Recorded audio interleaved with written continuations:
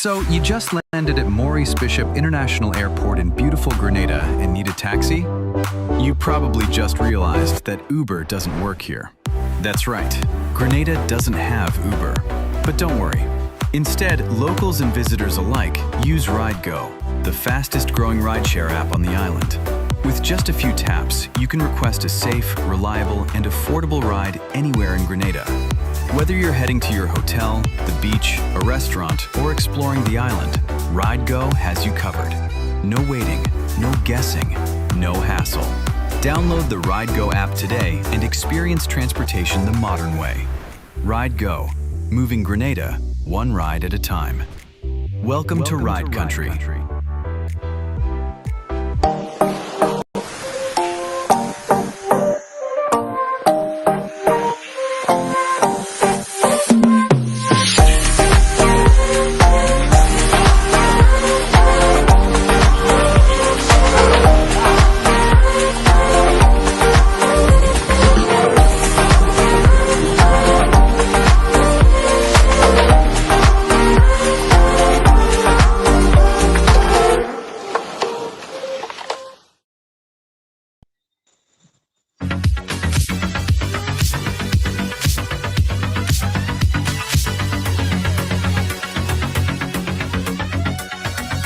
Right along live, welcome to the ride. Welcome to Tuesday on the Ride. Yes, guys. Tuesday on the Ride. Let me apologize, guys, for two things really quickly. And I'm still not sure how tonight will pan out because we've been having a bit of connection issues. Even yesterday, I really wanted to air this story. I really felt dedicated to air this story. Because after speaking to the mother and hearing and seeing and understanding her emotions, I felt kind of compelled. You know what I mean? I had other things planned, I had other programs to do, but nah. I said I'll try. So yesterday we tried.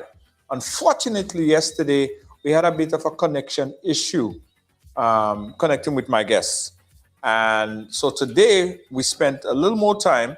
We went and we met with the guests at a location to see if we could verify our connection, and we did somehow verify our connection, and hopefully, and keeping my fingers crossed here, hopefully that connection holds because during the test that we do 15 minutes before the program, the connection wasn't too stable. Although we really tried, we went at the location and all that stuff, and it didn't happen too well when it was doing the test. So hopefully, guys, it holds and you could hear that story. It's important that you hear the story because I believe that there are always strength in numbers, right? There are many parents, many mothers, many fathers, many cousins and aunts and nephews and nieces that go through situations where they lose a loved one. And you could understand that if the person was sick and was at the hospital and was hospitalized for a period of time, you could understand, or not understand, but come to terms that, that is the process. But in this particular case, we're talking about a young man that was not ill, was not particularly involved in anything that would cut his life short. As far as what the mother would say in her story, if we get a chance to hear a full story, is that he was somewhat of a model individual, right? So fingers crossed.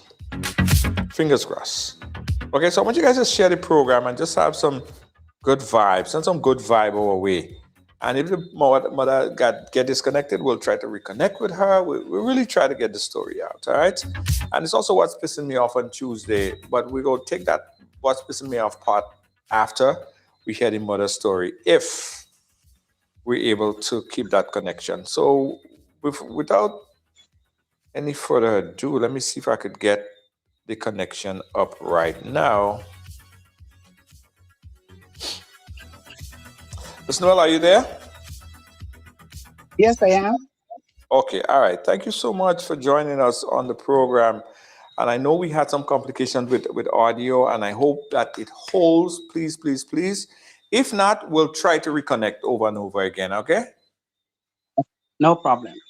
Okay, all right. So again, welcome to the program. And again, I understand that this might be a tough conversation to have. And I also understand why you want to do this conversation because we need more people to come together and be a part of this conversation so that each one could be the strength for another. So before we get into it, just tell us a little bit more. Um, let's talk about your son and his life. Before we talk about the tragedy, tell us about him, who he was as a person. Well, good night to everyone on the live tonight. My name is Surana Noel. I'm the mother of Aaron Dragon, also known as Juice Man. And Aaron was a loving child. He was very easy to deal with. He was a child that will go length and breadth to get whatever he have to get done. He was a well-rounded child. He was very respectable, very nice in dealing with people. I taught him like customer service because we do sell things. And Aaron was a child, is very, very easy to deal with, very, very loving, caring for people, and understanding people at the same time. He was like a husband to me, a son to me, a brother, a big uncle. We do everything together. We walk together, we talk together. He never leave my side. He never leave me. Even if he is in the shop playing domino or whatever with the guys, he will call, Mom, are you okay? Are you alone? I'm coming in the next 5 minutes. He was an obedient child. Even in school, out of school, he was an obedient child. He was a helpful person. Aaron was loved and love was Aaron. I can't find words to describe my son, but what I could tell you from my point of view and other people, even in the village where we come from, could tell you Aaron was a very loving and respectable child. Yes, he will say hello to everyone he meets, everyone he come in contact with. He will say hello to them. Mhm. Yeah. So I guess the relationship was that a very close one between you and him. Tell us a little bit Yes. more about that relationship. From birth. I and Aaron is very close. I have 3 kids, Hmm. but Aaron is the only child I think that understand me and I understand him. Right. From the time he walk in the house, he can say something is not right. Mom, you're not okay. He can tell from the look of my face, on my face, right? He can tell that something is wrong. Me and Aaron is very tight, very tight. We discuss, as I tell you, we do sales together, we sell together, we do everything together. Aaron never leave my side to say like he's moving out of the house because he was 26 and give me space or he going with anybody. He always said to me, Mom, I'm not going anywhere. I will be right here to take care of you. I am not going anywhere. Anybody say anything to him, he will come and share the story. Look, I met this girl and she asked me to come and stay with her and whatever. He said, but I'm not going anywhere because I'm not going anywhere and leave you. We were very tight, very tight, Mm. tight. I'm telling you, I could have discussed anything with Aaron, and he could have discussed anything with me. I taught him, not hide and don't keep anything inside. Tell me, just tell me. Since he's schooling, I will say, baby, here what? It's me and you. Just speak to mommy, and I will understand. And we had that from school, come up to 26 years. He discussed everything with me. We laugh, we chat, we eat together. When I eat in, he will say, this half is mine. When his sister is eating, he will say, this half is mine. And we miss him. I really miss him. I miss him.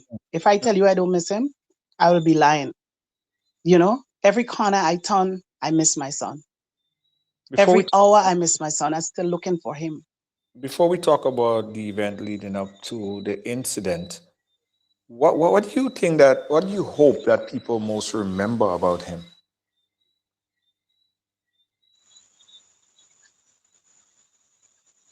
I think they remember him for his kindness. He sells by the road and he will cross the children, he will cross the adults, he will stop vehicles and let people go by, and everybody miss him as a salesman. He will have his juice in his hands, and he will be out there and he will say, dollar, dollar, dollar, dollar, come and get your juice, come and get your coconut water, come and get, he has the passion for people. He's a people person.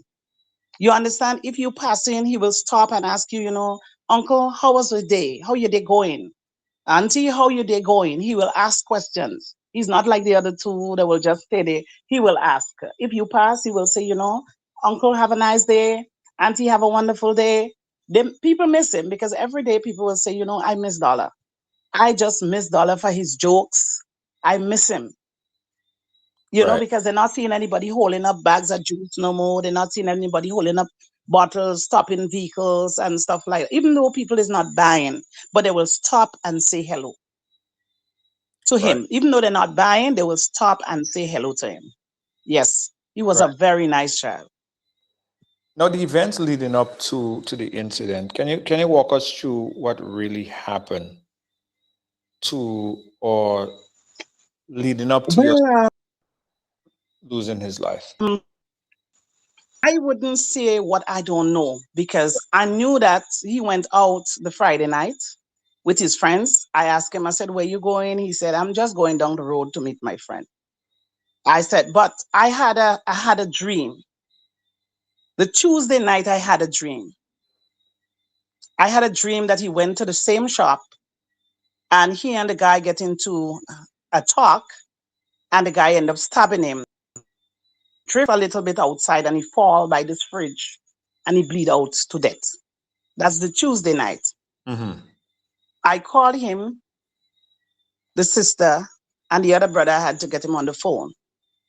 And I said, look, something is not right. I said, something is not right. You is in trouble. And I said to him, I said, listen, I don't want you going by the shop.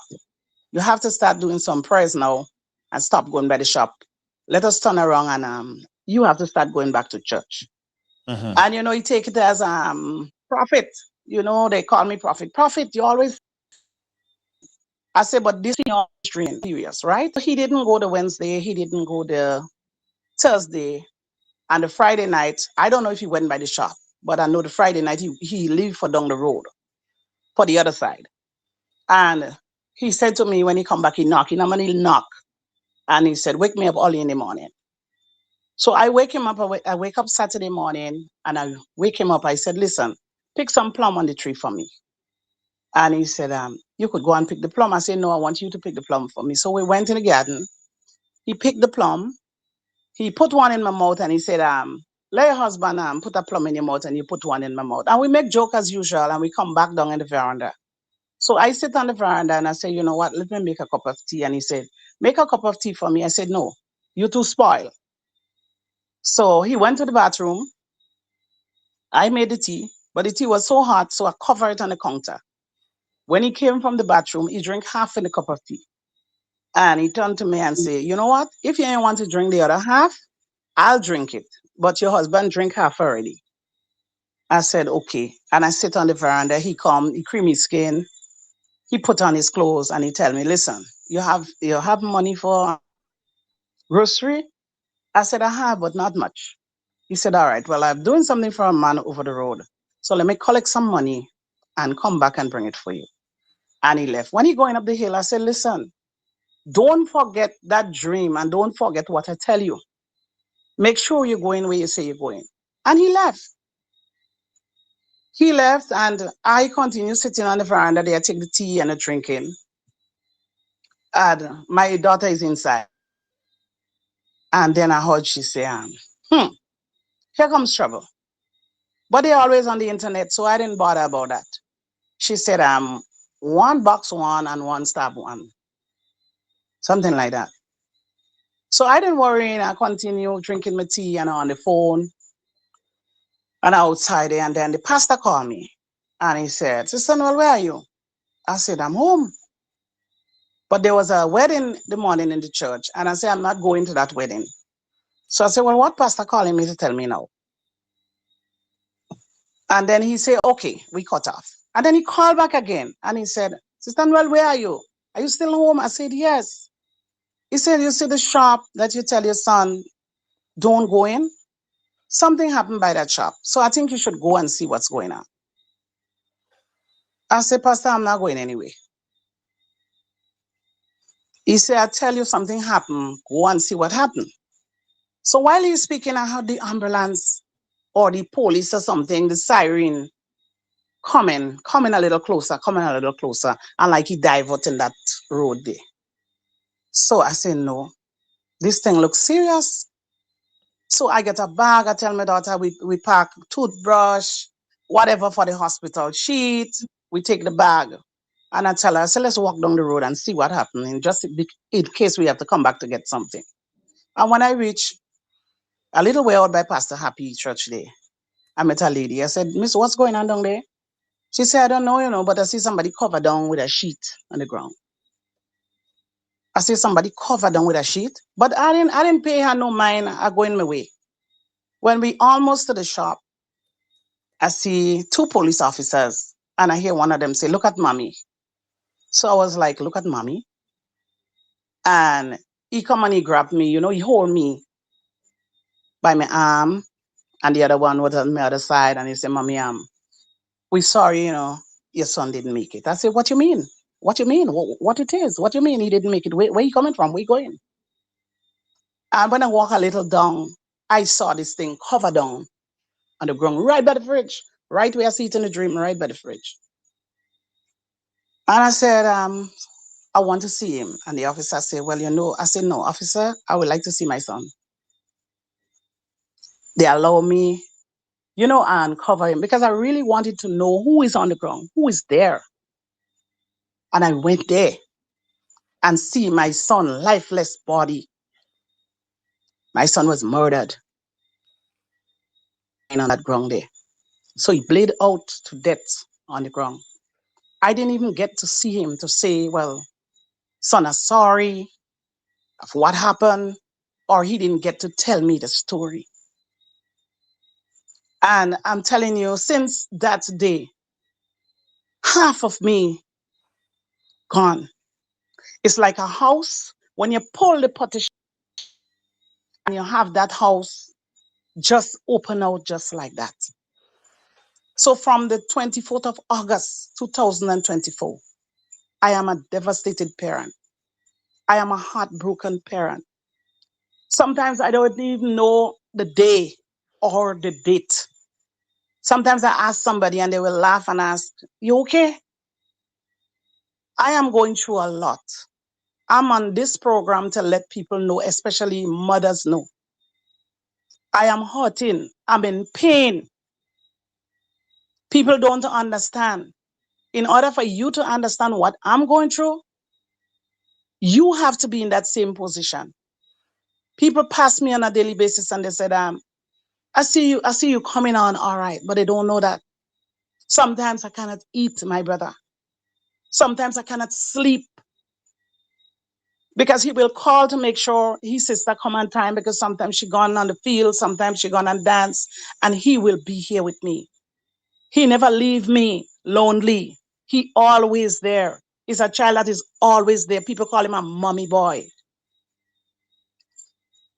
People call him a mommy boy. I miss my son. I miss his voice. I miss his warmness. I miss his smile. I miss him. Now I have to hold on to a photo. You understand? When I could have just called and say, baby, do this for me. Bring this for me. Let's go here. So I have nobody no more to, well, the others are there. Don't get me wrong. But that child was a special child. He was a special child and he will still be my special child. That's what he is. And that's what he will always be. You understand? I'm in pain. Did you hear or were you told from on folks that was there what really happened? Because it seems as if you ask 5 Well, they have different of view or what happened. Some people claim that some self-defense. There's this contrast between what really transpired? Were you really actually told Well, or get to understand what really I happened? What was, transpired? no, nobody told me what really happened. Nobody told me what really happened. It's just one young man gave me a ride, and he said to me he was the only person around at the time. That's all he said. He said, "I'm just want to tell you, I was the only person that was there at the time, and I thought those guys was playing because I know those guys was good." But he said after he saw blood, he run because he thought they was playing because he knew they're good.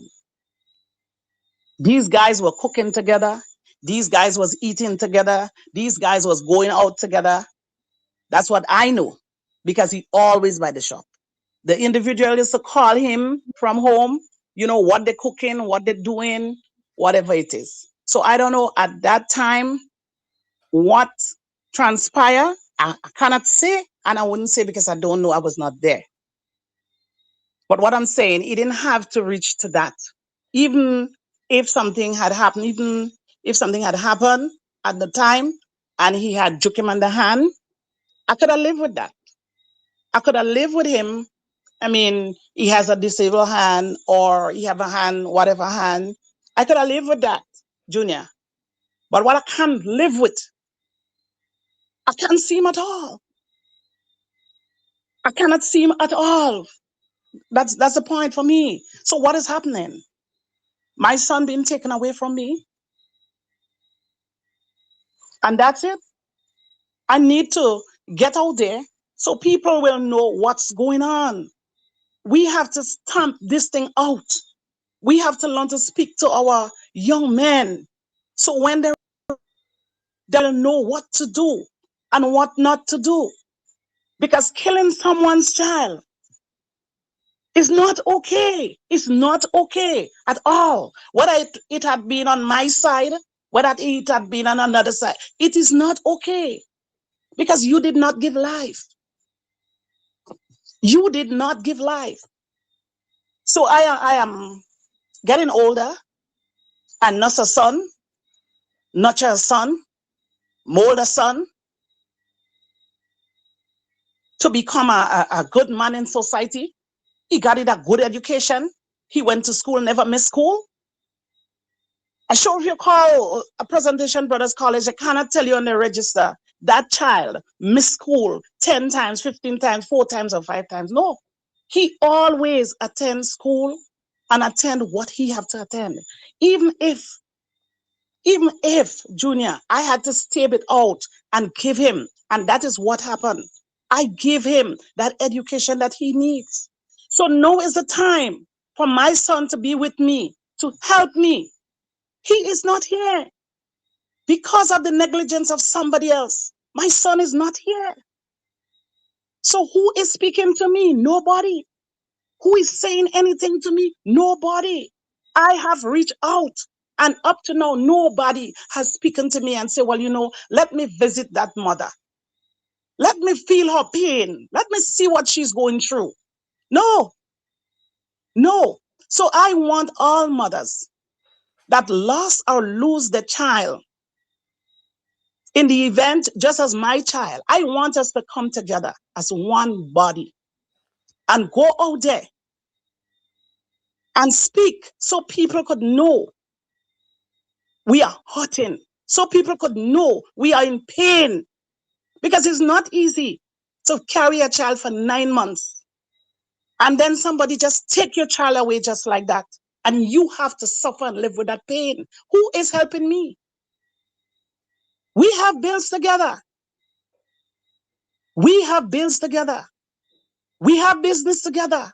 And everything is just in a standstill. Who must I call? Right. Who should I call?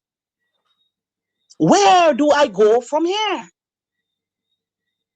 That is my question. And I don't need people to call back and say, oh, this and that and that and the other. I want them to feel my pain. I want them to sit in this chair that I'm sitting in. It's not an easy chair to sit in. When I call my daughter, I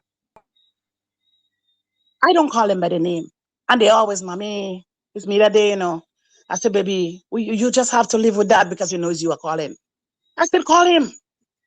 I still call him.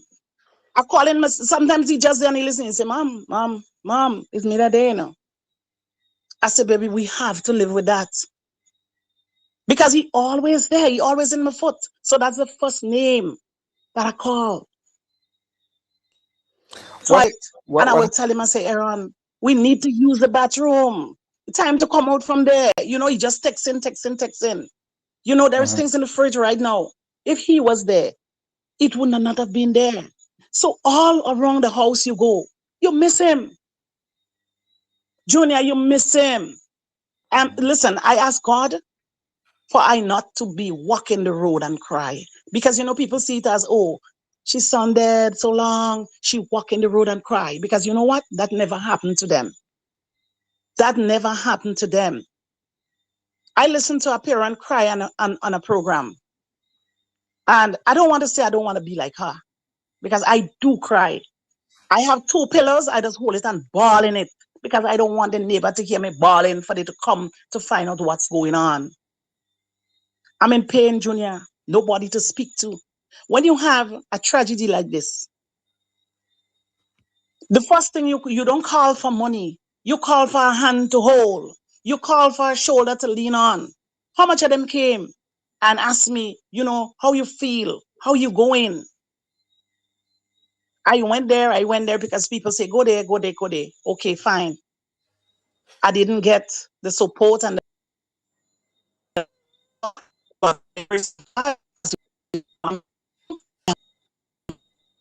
I am alive. But I just want the parents that are hurting and the parents that are standing in the same shoes with me. I want us to meet.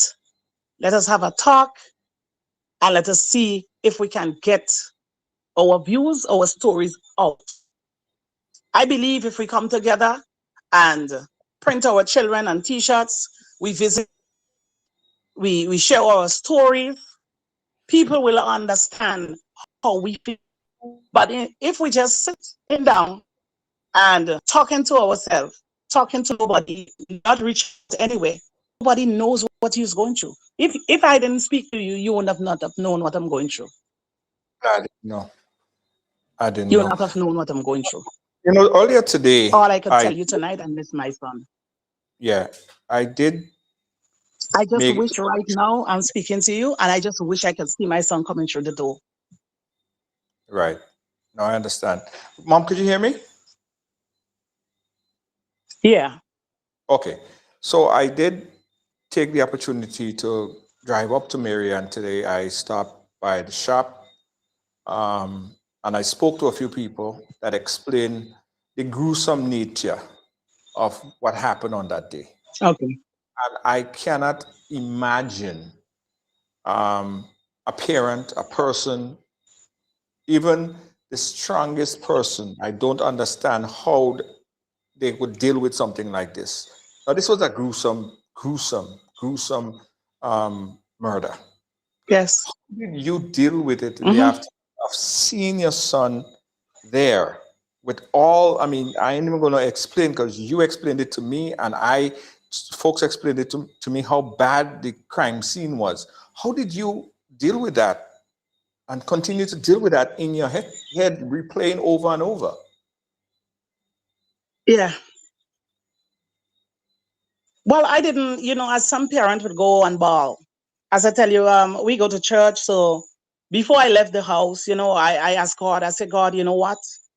I don't know what I'm about to face, but whatever it is, I ask you to calm my spirit, hold my tears. Don't let me bawl, don't let me scream, because I suffer with high blood pressure. Right.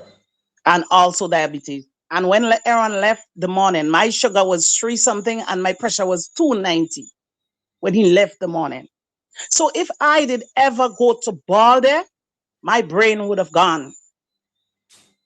So I had to control myself. I had to stay calm and try to control myself. And I did well. I thank God for that. Even the day of the funeral, I couldn't leave here. And if I didn't go, I know people would have run them out and say, oh, I don't love him. But that pressure keep hitting the roof. He keep hitting the roof. He keep hitting the roof, and it would not go down. But I said, God, you know what? Come what it is. This is my son burial. I'm going to face it. And I did that. And I thank God for his mercies. And I thank God for his grace. Though people say there isn't a God, there is a God somewhere. There is a God somewhere. And trust me, I couldn't stay there. And you know what hurt me most? When I get on the scene, there was lots of people there. They're full because you know what crime scene is about. Right. Not one of the persons that was looking on and knew him in this village here has come and said, Mom, you know what? I don't like what happened. Or I don't like this, not one of them, Junior, not one. And I stand there because I had a moment to stand. Because the officer said, oh, let's go. I said, no. I had a moment to stand. Not one of the people that was looking along, because people come from all over, didn't even come and stand close to me or put their arm around me and say, Mom, you know what? He didn't deserve that. And this plays on my mind every day. And I want to tell people now, you see, friends, since the death of my son, I have no friends. I sell, I say hi to my customers, I smile, but Junior, I have no friends.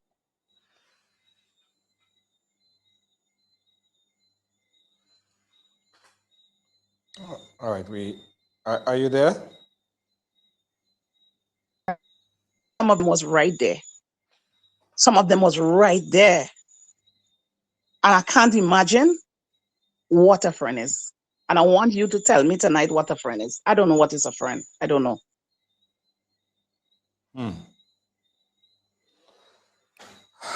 Mom, throughout all of this difficult. I don't know. I really don't know. To go and see your son that just left home, just talk to you, being murdered. And nobody say a word on that scene besides the police speaking to me there. Nobody said one thing to me. Junior, this is hard. I'm walking, you know what? A priest gave me a ride. I was standing by the side of the road there where you came up. And from a distance, he stopped. He said, good day. Where are you going? I said, I'm going down to the crossroad. He said, well, I'm going that way. Come in the car. And from the time I enter the car, he said, I see you are troubled. I said, why you say that? He said, you are troubled. Talk to me. He said, let's talk. Just talk. Just keep talking to me. And he said, you have somebody that passed away? I said, yes. He said, I understand. But you is a living time bomb. Just so. I said, why you say that? He said, you is a living time bomb. You need to scream. You need to bawl. Just bawl. Just scream. Just scream. Don't afraid to do that. Anywhere you are, stand up and just bawl. And we talk. Well, now and then he just pass by. We're going, see if I need anything. You know, he will call me and tell me, I'm passing by, come and pick up this. I'm passing by, you know.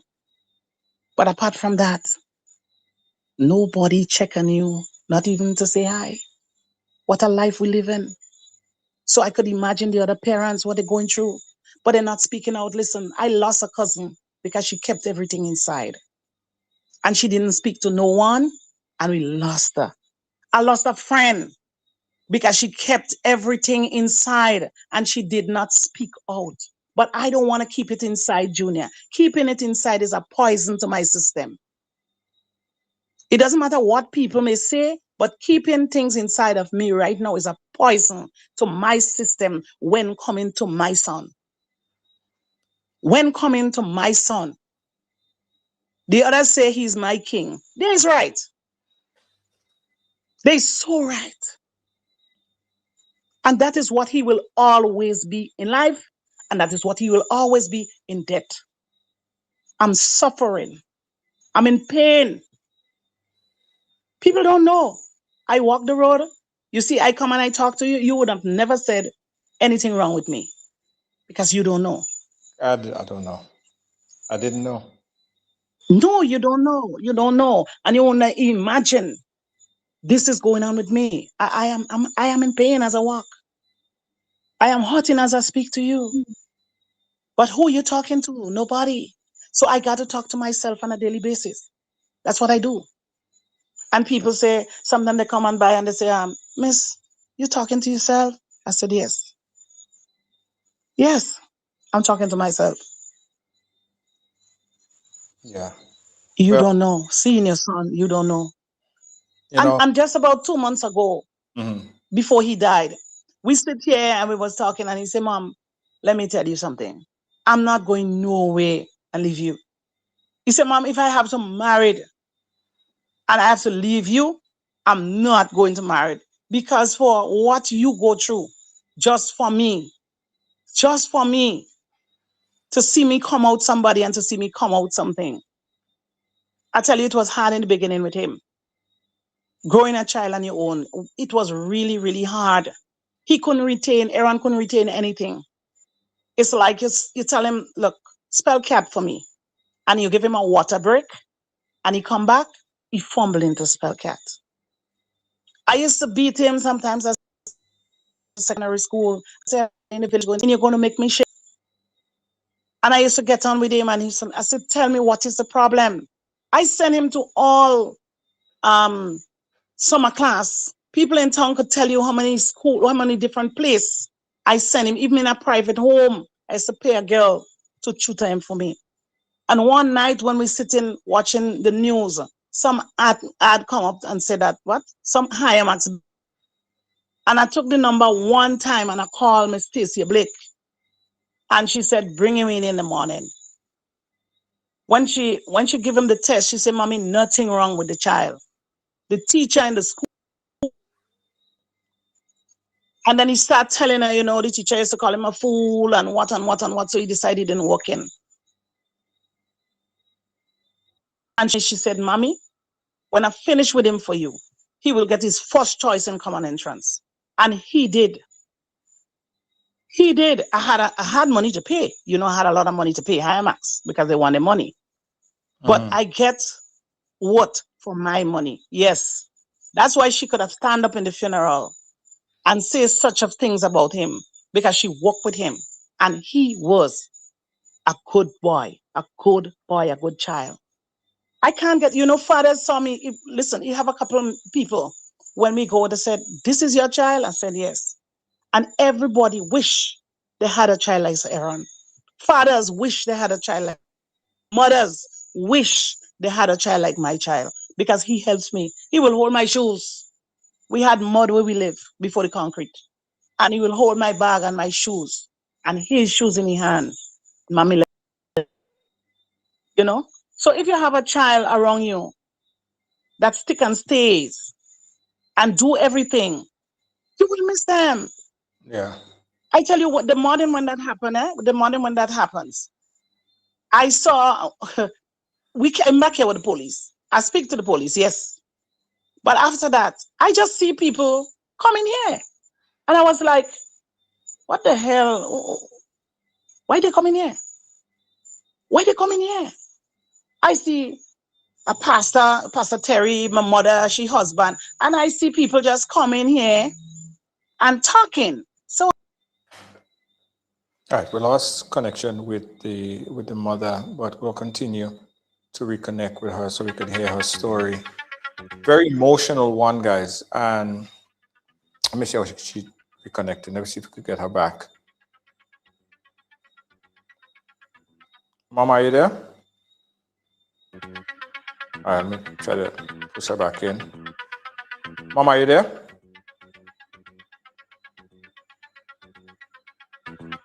All right, we lost our connection there. Let me see if we can get back connection with her. Again, a very emotional one, right? Because it's very few of us could really, really seriously relate.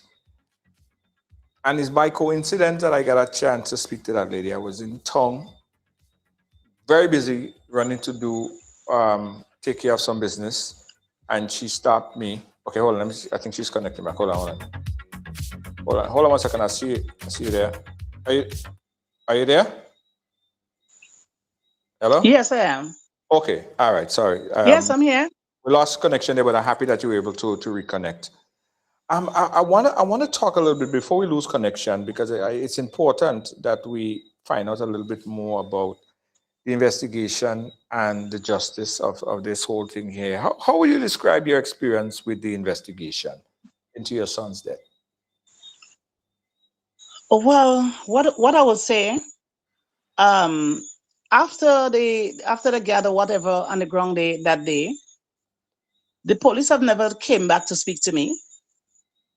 I must say that they never came back to speak to me on anything more than they came and give me a court date. They passed the guy through the court. He went to prison, and the day of the funeral, he was released on the day of the funeral. When you say release, what you mean? Well, we went to court Uh-huh. and they sent him to Richmond Hill. Okay. Right? The day of the funeral, we went to funeral, and people were shoo-shooing in the funeral anyway, as people say, I don't know, because at that time I don't know what's going on. But when I came from the vehicle, a little later than now, no, about now, so because news going on about now, and somebody said, call me, and they said, where are you? I said, I just came from the vehicle, and I'm going inside. And the person say, put on your TV, put on your TV, put on your TV. I said, what happened? Put on your TV. And when I put on the TV, I see that they released the guy and he's on bail. Mm. Yeah, they released him the day of the funeral and he's on bail. So I said, because as I tell you, I suffer with pressure. I said, okay. I just said, okay. And I leave it as that. And I make a couple of calls to find out, well, why and why and why and why. And then you get in all kind of run around. So I just leave it there. I make how much attempt to call the guy that dealing with the case. Every time you call, he has to leave a message and he will call you back. He never talked to me since then. So, Your lawyer or the prosecutor? no. No, I don't have a lawyer. Uh-huh. The lawyer is on the other side. Yes, the lawyer is on the other side. Okay. So all that is happening for me, I am going to court. Right. They tell you, they give you another date, a next date, a next date. Well, the matter now gone to High Court. It just gone to High Court. Uh-huh. So they did send him up for about 3 weeks again, and they take bail for him again. So he's outside. Mm-hmm. So Right. I'm await a court date. Right. So that is as far as I know with the case. Well, and each stories have so many different sides. I don't understand the bail part, and I attempted to get more information on the case, but I didn't get a chance to go through all the proceedings to find out. Now, if we say in here that someone murdered your son, and I would think that everyone know that's a very serious crime. And I don't understand how the bail would come in if for such a heinous crime. So I don't understand that as yet. Again, I haven't looked at the case. I didn't get a chance to go through the case in full details to see why, but it is concerning. And Of course it is.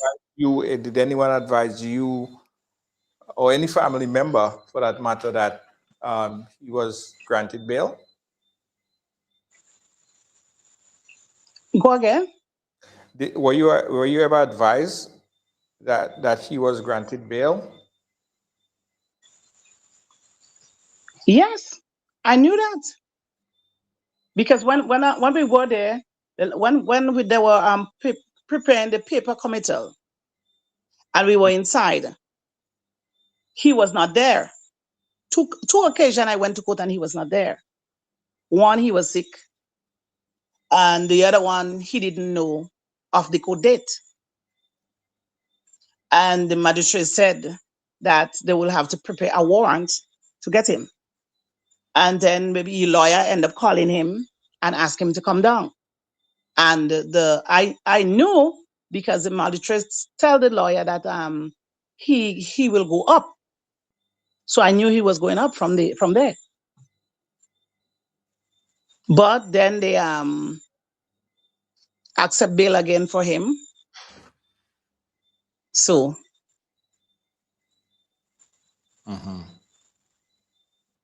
that is the position right now. Right. As you could well imagine, I'm getting messages. Sorry, guys, I might look distracting because I'm getting a lot of messages coming from people who were in court, who said that, in fact, he was, in fact, granted bail. That's coming from someone, a very close source that worked in the court. And his lawyer, do you know who his lawyer was? Mr. David. Who? Mr. David. Oh, Mr. David, was it Mr. David? Yeah. Okay. All right. Said that here that he misquoted a few times. He misquoted twice. I'm just getting a whole set of messages coming through the wire here that's giving me a broader sense of understanding on this here. Bill said there's some evidence pointing to self-defense. Right. Were you ever told that the case may have some sort of evidence, or there may be evidence pointing towards self-defense? Well, I heard that in the air. People talking, people talk. So I heard people talking, but I don't really want to listen to anybody talking of that. Because for what I see,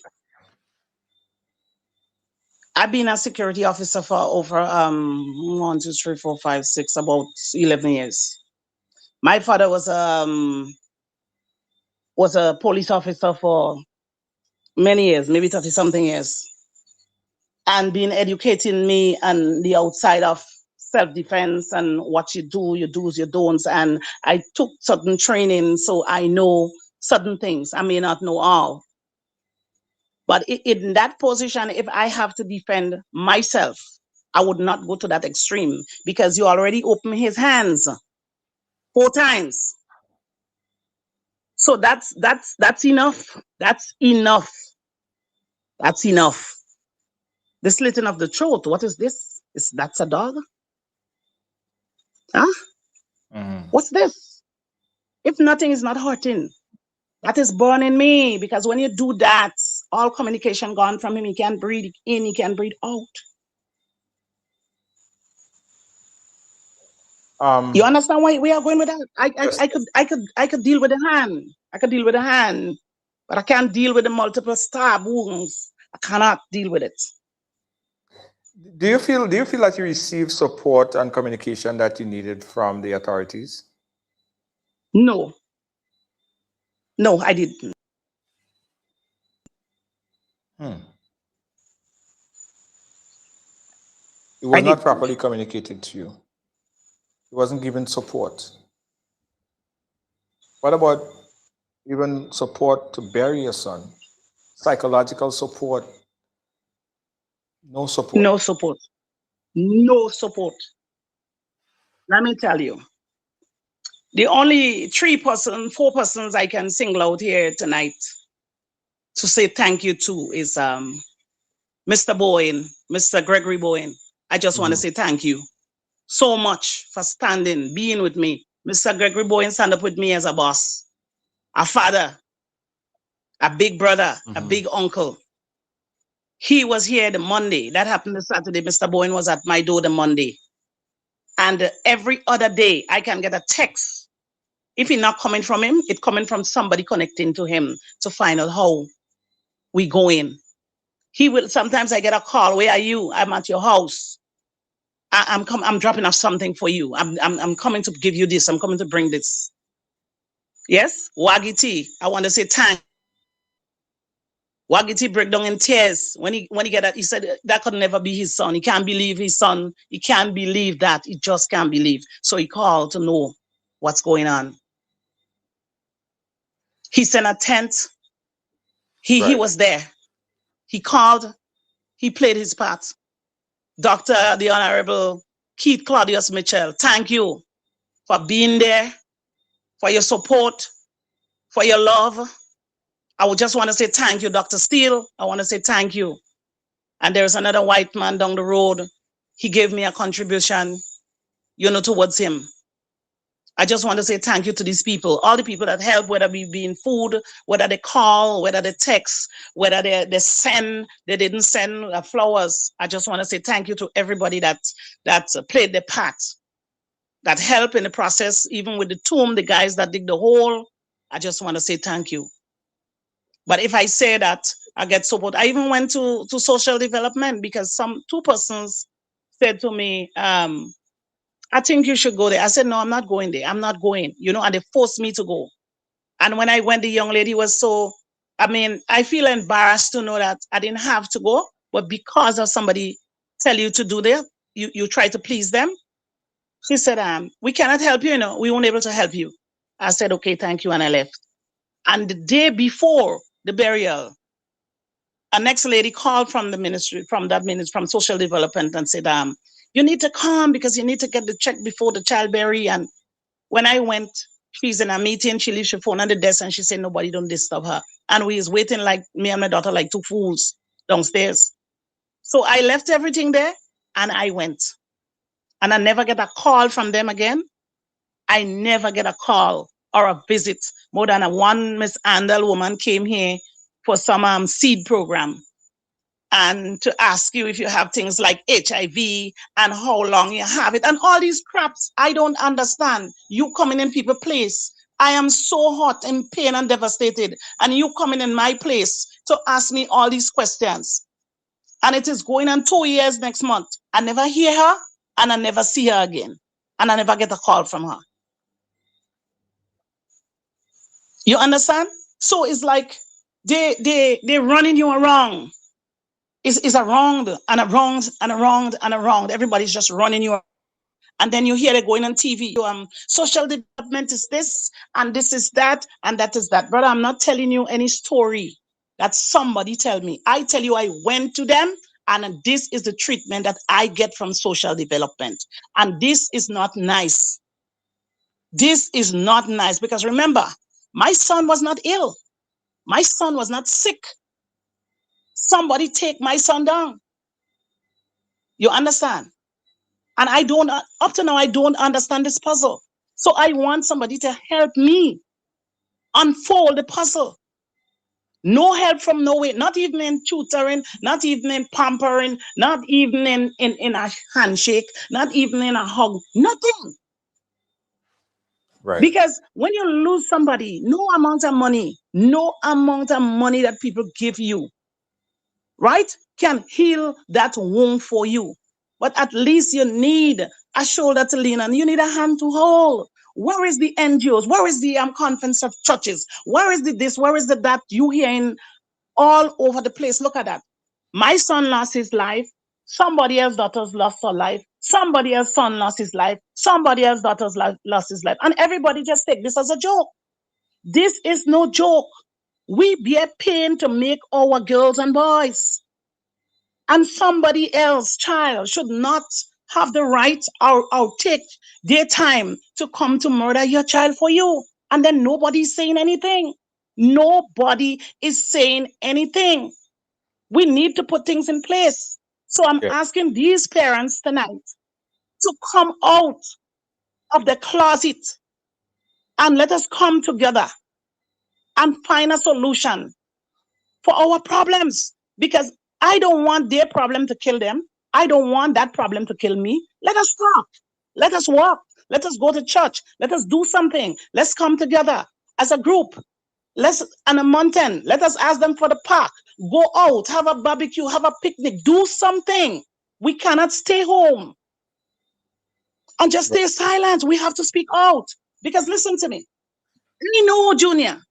I know. And I'm asking you. If the Prime Minister's son being murdered, God forbid, he would not stay silent. He would not stay silent. If the opposition leader, son or daughter, was murdered, they would not stay silent. They would not stay silent. No.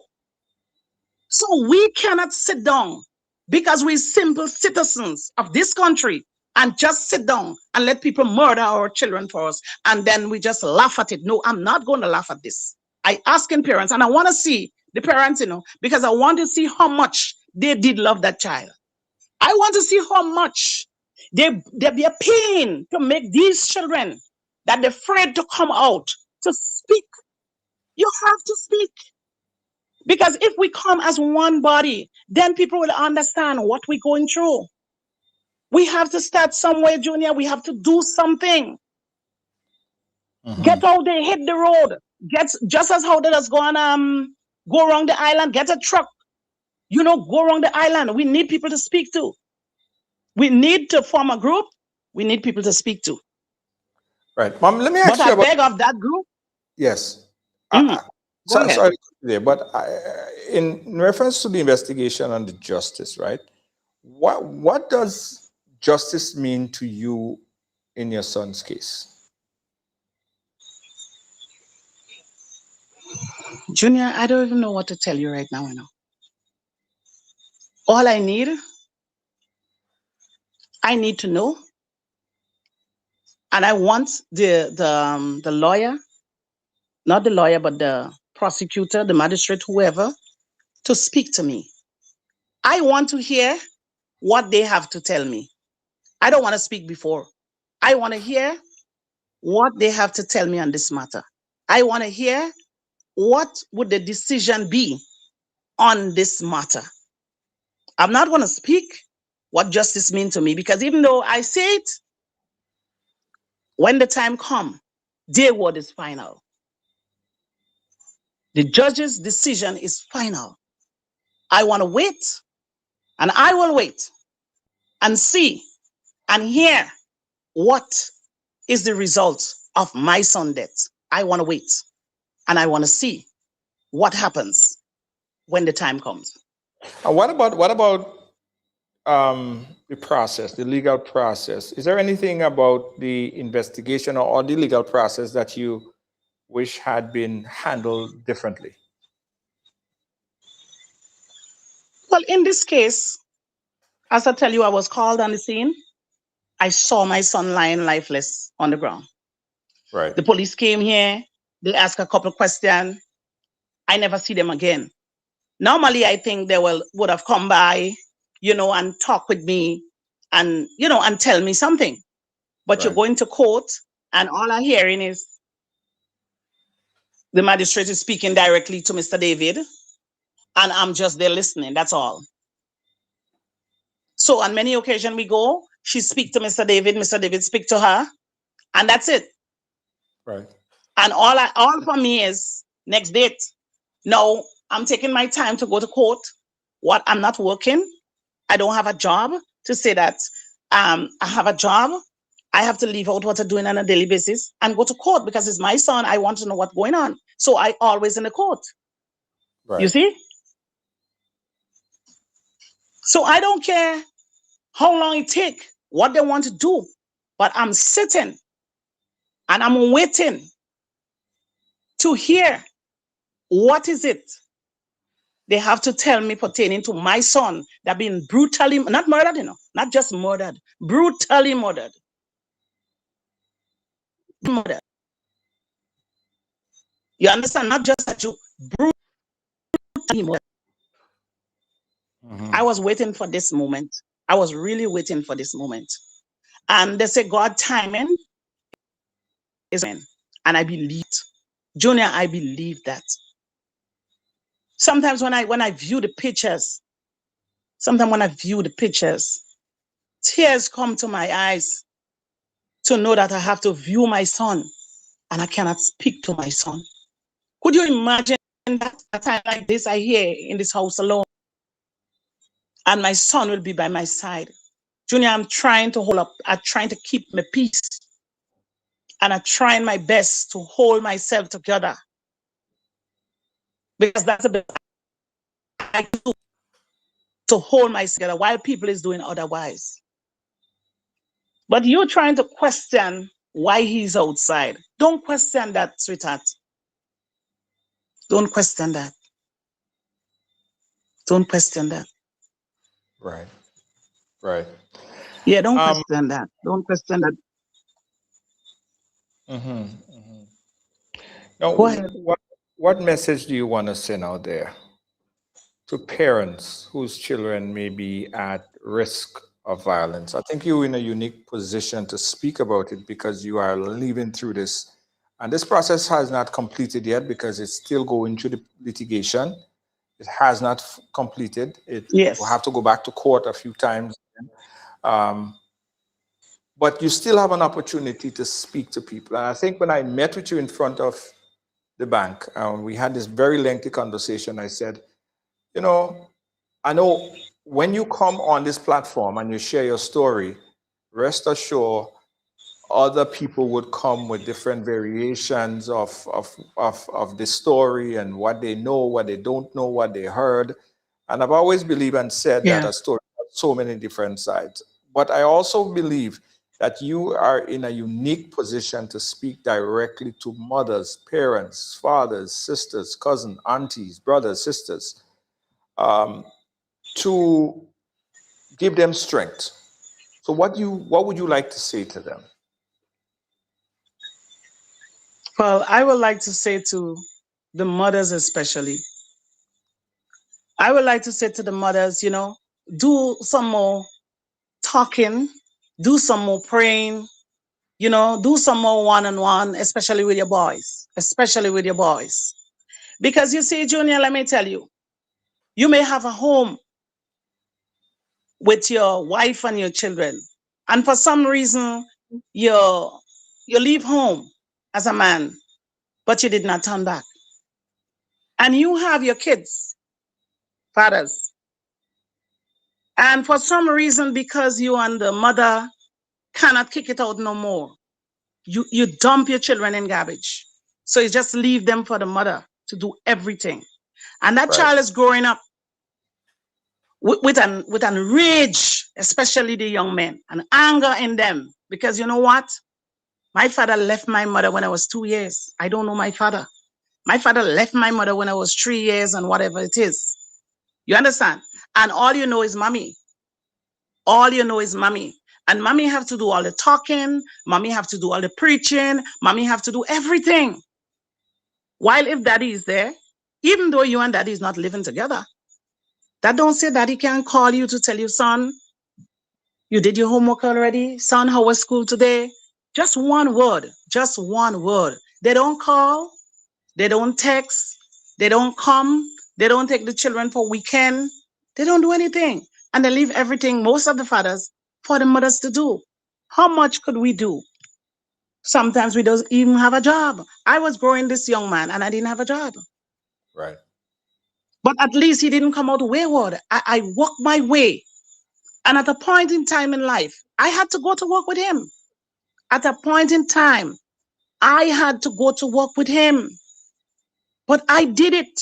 I did it. And I speak in every day. I say, Lord, I want this boy to be somebody in society, to come out as somebody. You understand? When he walk in, the people in the village, you have a lady they call Miss Homian in the village. She used to always say, girl, I admire you and your little boy. So to mothers, kind of nurture your children, know where they're going, know the company they're keeping. When they tell you they're going somewhere, make sure it's there's going. Because outside here now, it's like it have a devil outside. And we can't get hold of him. It seems like we cannot get hold of him. Because when I speak to the young man, I get an opportunity to speak to him, right? The young man who And I ask him because I didn't know him. Yes, yes, yes. I got an opportunity to speak to him. And I asked, because that's my, you killed somebody. He said no. While he in the cell, they come and tell him, look, he killed a man. And the man happened to be my son. No, whether it is so or not, because things do happen, eh? Don't get me wrong. Right. I was not there. I'm not pointing fingers. I was not there. And sometimes as parents, we have to think. Sometimes parents, we have to think. Whenever you have your son or your daughter, your children, a matter of fact, and they do something wrong, I just want to put this one out, and then you will know where I'm speaking from. When your child do something wrong, you as the parent or parents is to put that child sit down and say, son, hear what? You did something wrong. And the time is going to come when you will have to pay for your crime. So you have to get yourself ready because you did something that is wrong. Junior, you don't go as a parent and do otherwise. You don't go as a parent and do otherwise. Because you may think that is a good you're doing for your child. But later on in life, it's a bad. Because listen, when God take you home and that son or daughter is left behind, hear what the devil say. When your mother was alive and your father was alive, they think there was champion and they think there was what and there was what. No use alone. You know what? That's how the devil works. I want to say to mothers, when your child is wrong, tell them they're wrong. And when your child is right, make them know there's right. But don't give a child right when they is wrong. You are the adult, they are the child. They will fret and frown because sometimes when he did things wrong, I say, Aaron, hear what? You're wrong. He will, oh, mommy, you're always giving people right over me. I say, sweetheart, you're wrong. And I don't argue with him. I just leave it there. I said, anyway, you're wrong. You can ask your sister anytime. I said, you're wrong, and that's it. So when they're right, you give them right. And when it's wrong, you give them wrong. We have to reach a point in Grenada here, we as parents, where we make our children, and the children have to know what. Our children have to know what we stand for. Because if you have your son in your house, and you tell him no smoking in your house, you mean that, no smoking in your house. But we just say that, and then we mean something else. Parents, mothers, when your children are wrong, tell them they're wrong. And don't stand up with them. When they're wrong, they're wrong. Right. And this case here is what I'm not bullying anybody. You understand what I'm saying? Because I know definitely, I can't come and tell you here and lie to Mama Gayu to tell you, look, they didn't know each other. They was friends. So what lead to that? That's all I want to know. That's all I want to lead to that. Was he also close to the family, which would be very surprising that he being a close friend of his, a close friend of family members, for him to, overreact in that way? Was he a long time friend of the family? I don't know him as long time. Listen, I don't know him as long time friend because I only get to know him when my son was murdered. Okay. I only get to know the individual when my son was murdered. I don't know him as family friend. I only know he and my son was friend. He and my daughter used to be talking, and he and my son was best of friends. And my son, I understand the conversation about he went there to him, stop molesting his sister, something like that. And that what led to that. Oh. Not what led to that. But what I'm saying is, let's put it in a nutshell. If I am liking you, and your sister come and giving me attitude, or your brother come and giving me attitude, and I was to make a move, I will think twice. I will think twice. You understand me? I will think twice. The No, move that I'm making, I will think twice. I'm getting a better understanding, kind of what transpired, but it's not about that. It's not about what transpired or what happened or what it was, but I'm just getting a better and broader sense of what transpired. Ma'am, hold on 1 second. We got a call on the line. Let's take this call here live. Caller live, where are you calling us from? Julia. Caller live, you calling for the program? Grenada. Oh, Grenada, go right ahead, Grenada. Yeah. I'm listening to the lady. You listening to me? Yeah, go ahead. I'm listening to the, I know the lady, I know the young man. The young man was a very respectful guy. I could give her that. I spoke to him in person. But you see the lady that's speaking there? His mom, that's his mom. It's not just a lady, that's his mom. That's a show. Is that what? A show. She put it on. The young man died. He don't deserve to die like that. He was very respectful. At the early age, I knew him. I spoke to him. I said, start smoking. I pulled him on his side. I said, boss man, what are you doing there? I ain't see for that. He was very powerful. You understand? And I know the young man personally. I know the mother personally. You understand? Yeah, people that use social media to come and sound good. To make people feel when they want to gain people's support.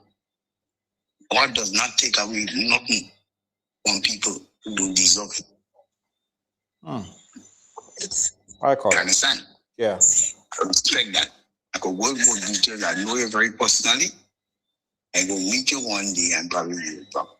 I feel sorry for the young man. He didn't deserve to die like that. But as I tell you, these things have a lot of depths. Hear me? Never, no stone, no one turn. Yes. These ladies are very, very, very good talker. Very good talker. Okay. What I noticed, you had the asking my questions.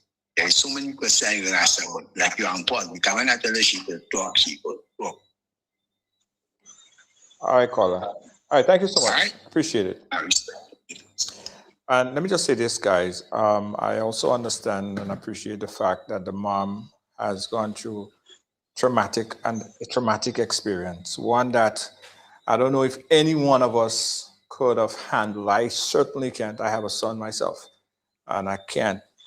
I say sometimes you make your kids, you don't make their minds, you don't make behavior, right? But the mother is going through a lot, and I could feel that, I could hear that, regardless of what the situation, what led up to this is. Her story is her story, and nothing could change that. I just want to make this abundantly clear. There might be others who may have stories, right? But we can't take away from the fact that the mom has her story to tell, and everyone has their story to tell. All right?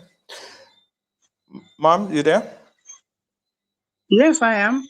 I don't know if you want to, if you care to respond, or if you just don't. Well, everybody has their opinion, right?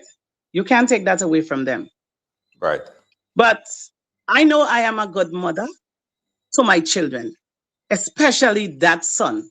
And I have people that could tell you that. I don't want to take this credit for myself, give myself credit. But I know I play my role as a father, my role as a mother, my role as a friend, and I do the best that I can for this young man. When a child reaches a certain age, you can talk, you can say this, you can say that, you can say the other, and if they want to do what they want to do, they want to do what they want to do. Nobody didn't say he didn't start smoking. That is not the issue here. Everybody smokes sometimes. I didn't like it, but he picked up a habit and he's smoking a little cigarette. I was against it, but what to do? Kill him, beat him for that? I can't do that. He's a young man now. You understand? Inside of that, He was a very respectable and good young man, and a lot of people could tell you that. So the parts where I'm shift here, that's the same when we talked. I told you that's what you would have heard. Um, you're doing that to gain whatever and gain what. I'm not doing that to gain anything. I am helping someone. I sure right now, as we speak, I am helping a parent deal with something. I sure on that. I am helping a parent because some people don't even know how to bring the story out. Some of them don't even know how to speak. Some people still cry. I am crying. But what he want me to do? Walk the road and cry every day? Right. I am crying. He want me to walk the road. I cannot do that. I have other siblings to take care of. You understand what I'm saying? I have other siblings to take care of. I'm not doing that to gain publicity because everybody know this happened. It's not something that was hiding. But I choose to share my story. Yes. And sometimes when you choose to share your story, people want to tell you about, oh, he could talk to you on grounds of that. What he know. I could only say what I know. Right, and that's what I said, and that's what I agree. I could only say what I know. No, even the police was asking certain questions. I cannot tell the police what I don't know. I know my son left here the morning. I don't know what would have transpired. I don't know what transpired by the shop. And that's the first thing I said to you. I don't know what transpired down there. So don't blame me for things that I don't know. He used to go out with his friends. I don't know where he going. Don't blame me for that. Give me my credit where I need it. And don't blame me for things that I don't know about. Right. And that's understandable. As I said, everyone would have their story. And I told you, I said, you know, whenever you come out on this platform and share your story, you will get a swarm. You will get people with difference of opinion and contrasting opinion. And as I said, everyone have their story to tell. And, you know, others may need to share their story as well. But you can't take away from the fact that your story is your story. And we appreciate you sharing your story. Let's kind of wrap up here because we kind of went a bit over time on this. And I want to just touch on the your son and his memories, right? If your son could speak to people watching the platform, watching the program tonight, what do you think he would want them to hear?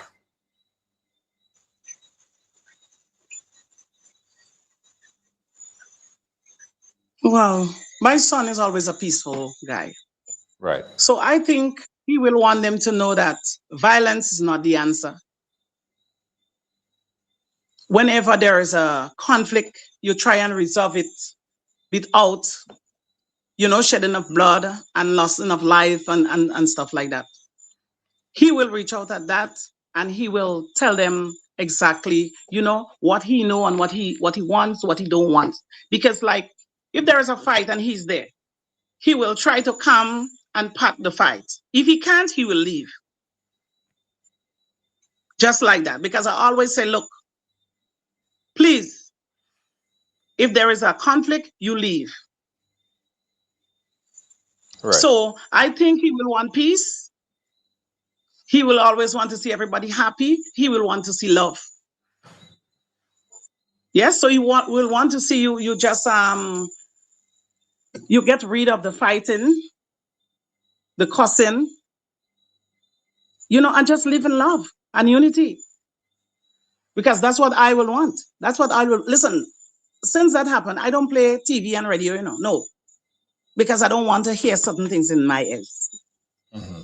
I only speak to you because I see you as a person that I could speak to you. You listen to me. You give me a listening ear.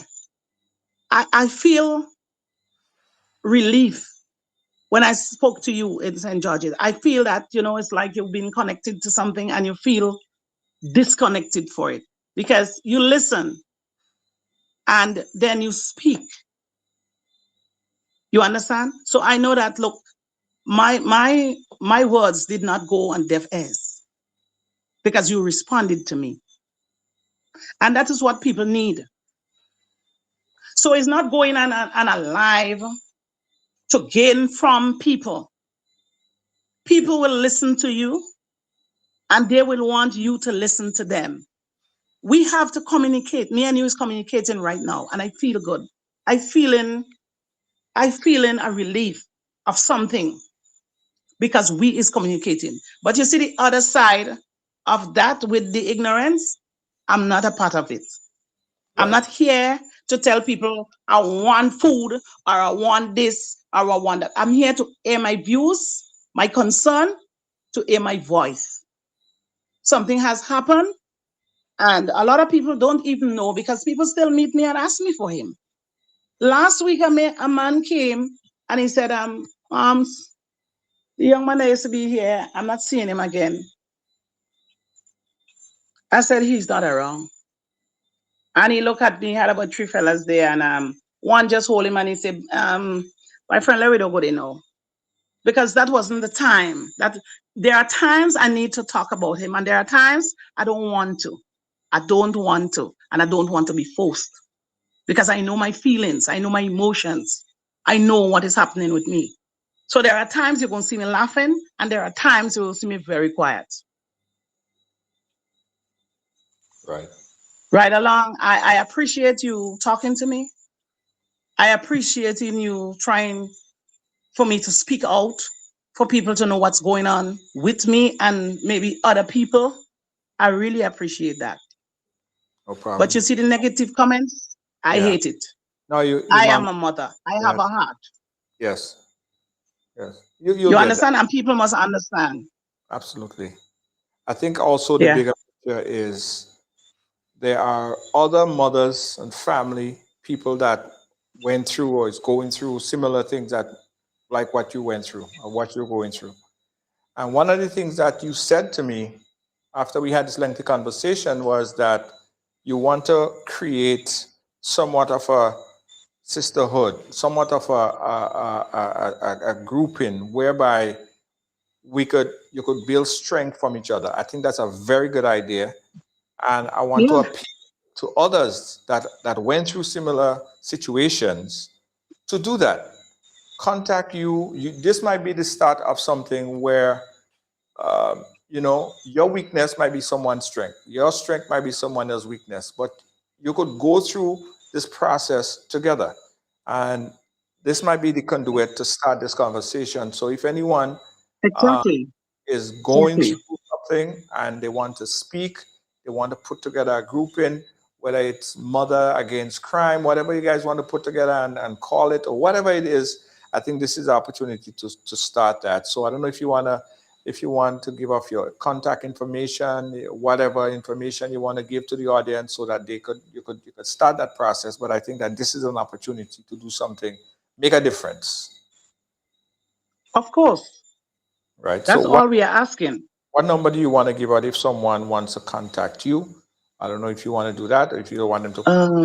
It's Do you want 458 do you want to do that? Do you want to do 1126. okay, 458-1126. So the number is 473-458-1126, right?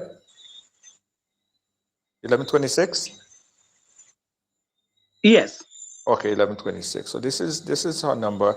And no negativity, guys, right?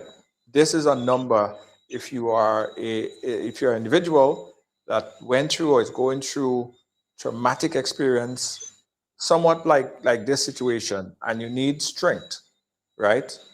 You need to come as a group. This is what this number is for. This is not to call the woman and harass the woman or nothing like that. This is not what this contact information is for. If anybody called you and giving you any kind of harassment, let me know. I'll point them out or call them out. This is for a specific reason, not to harass the woman and any other, none of that. All right. This is to put together, start something big here that could build strength from people going through something similar like this here. All right. So, moms, I say thank you again, and we will support as little as we can, and we already started in miniature ways, small ways.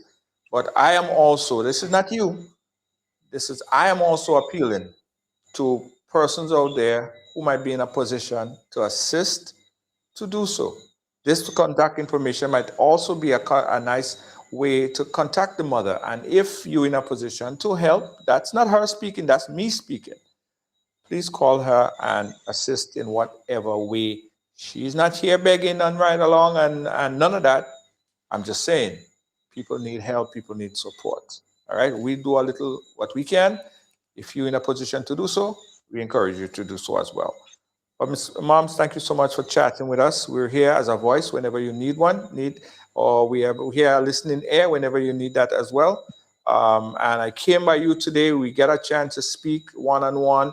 And again, that shows our commitment, not just, come on and chat. And then that's the end of that. You officially know a rider. And we take care of people within our circle and folks who need support. So thank you again. And we appreciate you so much. Any last word you want to say before we wrap up? I just want to say thank you for that shoulder. Thank you for that hand. Thank you. You understand? It means a lot to me. It really means a lot to me. It's a long time I didn't have a conversation like this with someone. I feel some relief in my soul. I just want to thank the Ride Along family tonight for the listening ears and every other person on the live. I just want to say thank you to Junior George for reaching out and talk to me tonight. Thank you so much, brother. Thank Have you a good again. night. Keep in touch. Yeah.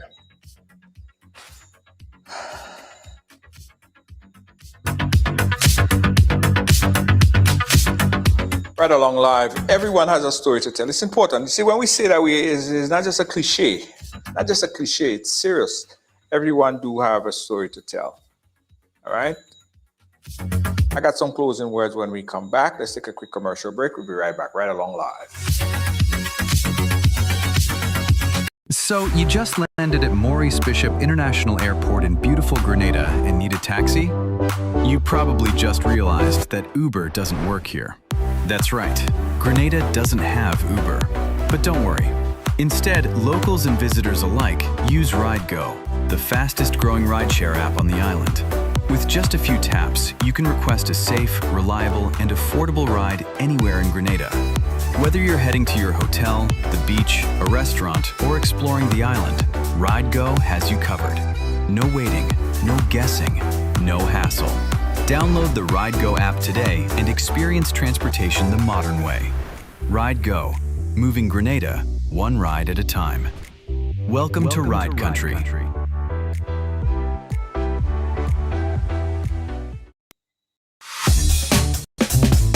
Hi, I want $10 on Playway, $20 backup on Pick 3, and cash for each, please. Okay, are you adding multi-X to your bet? Yes, multi-X, all of them. Smart! Best value bet. Backup and multi-X, you cannot go wrong. Don't matter the bet, multi-X all of the daily games. With multi-X added, your winnings can be multiplied 3 times, 5 times, even 7 times. So make it a rule. Add multi-X to all your Playway, daily Pick 3, and daily cash for bets every day and for every drop, and watch your money grow. Available at stores and online. You heard it here. Multiply your winnings daily. Must be 18 or older to play. NLA, making your dreams come true. Welcome to the island's boldest ATV experience. The only tour daring enough to bring you this level of excitement, freedom, and adrenaline. Feel the power. Conquer rugged trails. Experience breathtaking views. Ride beyond the ordinary. Feel the power. This is not just a tour. This is the power of Ride ATV. Get ready for fun. Get ready for excitement. Get ready to ride. Book now at ride.gd or call 473-422-1011. Ride ATV. Adventure starts here.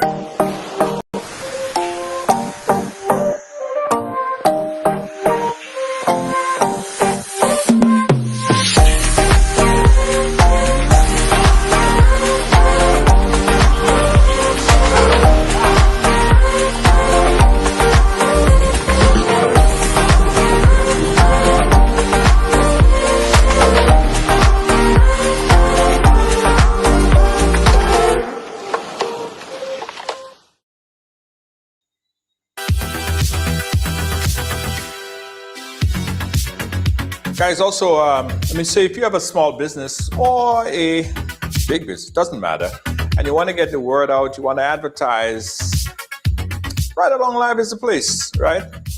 Advertise your business on Ride Along Live. For more information, you could inbox us.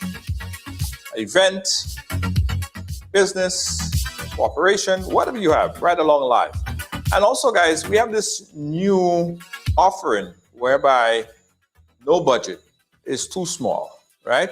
There are some people who have micro businesses. We have a package for you. Even if your budget is $50, we have a package for you. Posting, airing primetime shows, Ride Along Live is your place to advertise your business. So for more information, you can inbox us at 718. You can inbox us on Ride Along Live or call 718-701-5720, the number right there, for more information on advertise your business. Remember, no budget is too small to advertise. All right.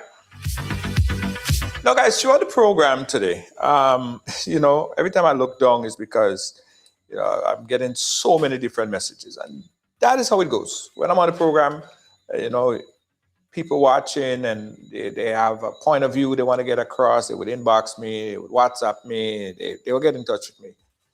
And something that I said, and I continue to say every time, a story has multiple sides. We understand that. I am not here saying that we know the full extent of the story at this point in time. There might be questions, right? But one thing you can't take away is the hurt and pain that the mother or any family member, father, put yourself in her position, regardless of what you believe or what you heard or what you think. You can't take away the fact that the mother is going through something really serious. No matter what relationship you believe that they had, no matter what you think is going on with other family members and what other family members is doing or not doing, that does not take away the fact that a mother lost her son, right? You cannot say that she should not be emotional about it. She shouldn't talk about it. Why not? That's her story. And as we say on Ride Along Live, everyone has a story to tell. Everyone have a story to tell. Now, throughout this week, we expect that. There'll be memes and there'll be conversations. There'll be people who, would do lives and have contrast and pinpoint out pieces and take snippets and make whatever they want to make out of it. But I just want everyone to be respectful and think about if you was in that position, regardless of what you believe that happened or is happening now. I've seen so many different comments in the chat and on my voice note, on my WhatsApp, all over. Regardless of what you believe the story is, put yourself in the mother position and ask yourself, how would you deal or how would you have dealt with a situation like that if you were in that position as a parent that found out that something like that happened to your son? Could you imagine? I have a son, I have a daughter, I have a son. And I just cannot imagine. I cannot imagine. And that's what made me stop and talk to this lady so long, I was very busy.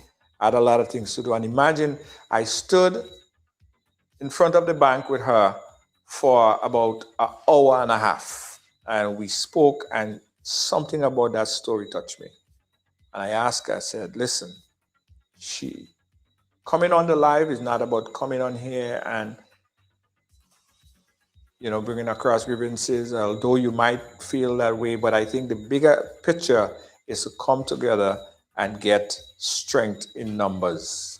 And that's what I promised her I believe would happen here today. And I believe strongly that after we finish the live today, we're going to start a movement. Not just a conversation that's going to go away, but a movement. Again, guys, thanks for watching. Thanks for being a part of our program. And we really appreciate you. And don't forget, everyone has a story to tell. Yeah, everyone has a story to tell. And I respect everyone's story. Good night, guys. On behalf of all of our team here at Ride Along Live, we say thank you. And to all the true riders, whether you ride with us on the ATV, the tuk-tuk, or Ride Go, right? Ride Go, which is our fastest growing ride-share app in Grenada. For those of you coming for Carnival, don't forget you got to download a Ride Go before you get to Grenada. So when you need a taxi, you just get it in your app. It's just like Uber, because Uber, there's no Uber in Grenada, but everyone uses Ride Go. Everyone uses Ride Go. So when you get to Grenada, make sure you got Ride Go in your phone. If you don't have space, delete some other app. There might be some other old app and probably some high-priced taxi service in your phone. Just delete that. You need Ride Go in your life. Good night, guys. Catch you guys tomorrow. Peace out.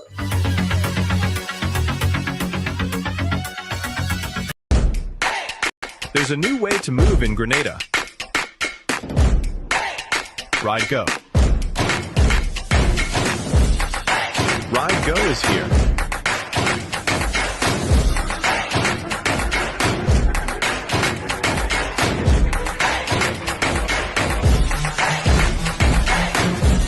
Ride Go. Where do you want to go? Yeah. Na na na na na. What boy? Yeah. What boy? What boy? The sun is hot. The breeze is slow. I need a ride. Where do I go? Ride Go. Yeah. That's the name. Island roads will never feel the same. Tap the app. Just one click. Hopping fast. It's real quick. Ride Go. Where do you wanna go? To the beach, to the street, let the island flow. Ride Go. The good vibe show, fastest growing ride, everybody know. Ride Go. Where do you wanna go? To the beach, to the street, let the island flow. Ride Go. Let the good vibe show, fastest growing ride, everybody know. Where do you want to go?